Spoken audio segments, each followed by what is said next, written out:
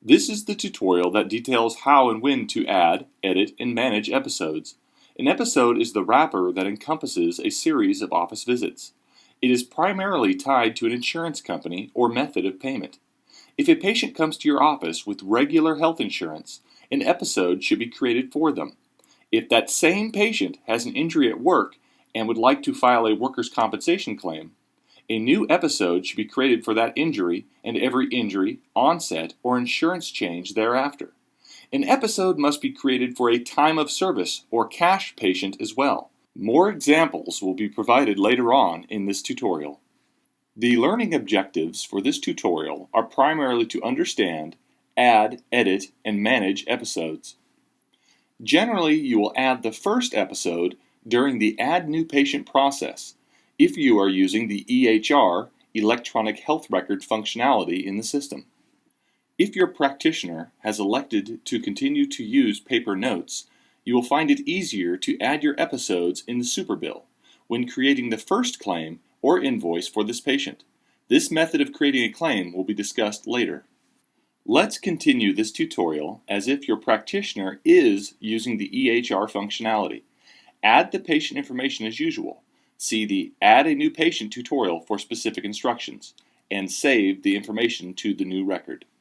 The system takes you to the Insurance tab of this patient's patient information screen.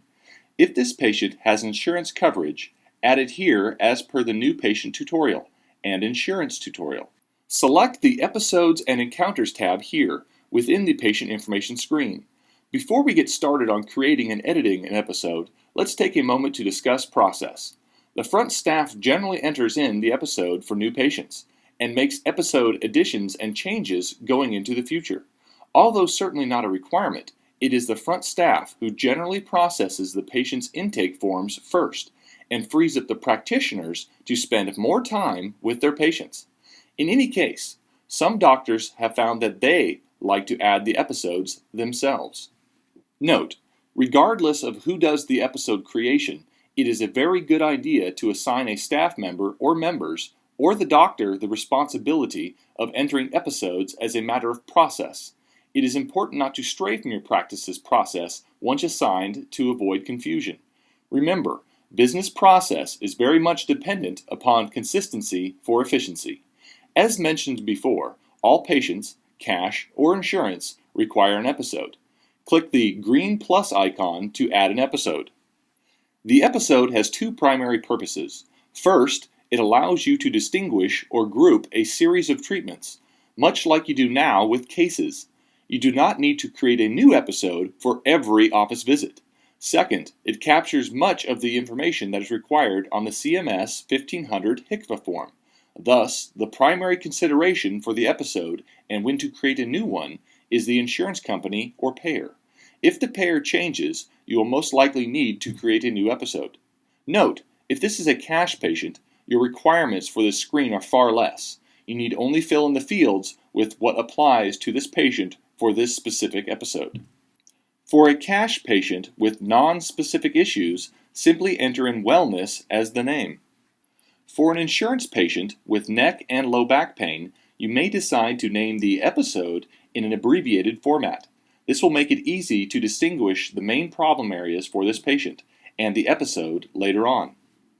The name will show up wherever you view the episode, including the printable chart note, in the patient information screen, wherever you manage the episodes, and of course on the various screens where you create your documentation. Most practices quickly create a standard naming convention that works for them. Basically, the name should help the practitioner and staff better identify why the patient is receiving treatment at a glance. To further distinguish this episode, you could add episode types like cash, commercial insurance, MVA, Medicare, or personal injury, as a few examples, or even specify your biggest payers like Blue Cross or UHC. You create and name as many episode types as you wish from the Admin tab. See the specific System Setup tutorial later on when customizing your system. If you plan on sending claims to that particular payer for this episode, make sure the checkbox is checked to the left of the insurance company. If they do not have insurance, or they have not yet entered the insurance information, it will list, "This episode does not have insurance." It is imperative that you add the insurance information prior to creating a date of service or claim for this patient. The patient's member number is displayed next to the insurance name on the episode. This visibility will enable you to tell the difference between patients with multiple claims or the same insurance name for their primary and secondary coverages. If you have multiple insurance payers listed for this patient, select only the one that will be receiving claims for this episode, or if one is a primary and the other a secondary, simply drag and drop the insurance names in the correct order in which the claims will be sent. Fill in the episode description. Typically, this is the mechanism of injury. Keep in mind, whatever you put into this field will print up on the patient's SOAP notes. This is not the chief subjective complaint. These are notes about the episode that are designed to cover the episode as a whole, not a single visit or date of service. If this is an existing patient that you are migrating from your old files, you may list the current diagnosis codes, or what happened during their MVA or accident at work. Fell off a bike, head-on collision, 65 miles per hour, passenger, no seatbelt, etc. If this is just a wellness, cash time of service case, enter wellness if you prefer. You may even leave this field blank if you choose. Just like on the CMS 1500 form, select yes or no for the next 3 boxes. Is this related to work, auto, or other? Note, if you select yes for any of these, you must fill out the date of injury or illness box below. If you select yes for an auto accident, you must enter in the state. The date of initial treatment will automatically fill in the box with the patient's first visit in the system. If this patient is existing in a previous system other than Provolve's Red Pine, you must enter in the date you first saw them. Again, straight off a HCFA form, if there is a relevant date for the same or similar illness, fill it in here. If the doctor writes the patient a work release prescription, you must enter in what days this was effective. If this patient was referred by another physician, you must enter in the doctor that referred them. Click Add Referring Provider. Once these fields are filled out and saved, this doctor will stay in your database for future reference. To find them again, simply search for the provider that you previously entered. Select them from the search result, and they will populate the claim without having to re-enter all of that specific referring provider's info, like their MPI. Hospitalization dates can be entered here, to be placed on the claims for this episode. Remember, only fill out the boxes that are pertinent to this patient's episode. If they don't apply, leave them blank. For example, Medicaid numbers usually do not apply and will most often never be entered. If the patient's insurance company requires that you get pre-authorization before treatment, enter in the pre-authorization number here. Enter nature of illness. Note, if acute condition is selected, you must fill out the date of current illness or injury. The comment box here is only for internal notes. This will show up during documentation, but will never print out on a SOAP note or an invoice. This is where you would enter, patient is difficult to work with, do not keep patient waiting, or notes to assist your relationship with the patient, like Frisbee Champ. Click Save and you will notice that the episode minimizes above. You will find it necessary to close, cancel, or reopen a closed episode as you continue to treat a patient over time.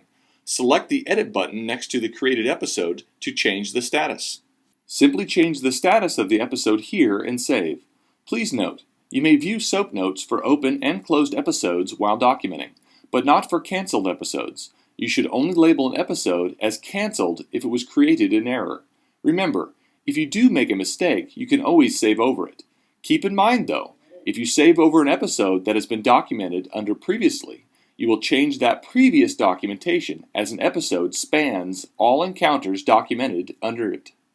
You will find that multiple episodes on a single patient is common. Some helpful hints of when to add a new episode are, ask yourself, are you drastically changing a body part or region? Are the diagnosis codes for this patient very different? Did the patient get into an accident? Did the patient switch insurance companies? You have just been shown how to add an episode when entering a new patient. You can add an episode at any time from the patient information screen. See the patient information screen tutorial for more information. You can add an episode from the documentation screens as well. From the RCT documentation screen, select the blue episode arrow. Either add a new episode by clicking on the green plus icon next to New, or add an existing episode to this encounter by simply selecting it.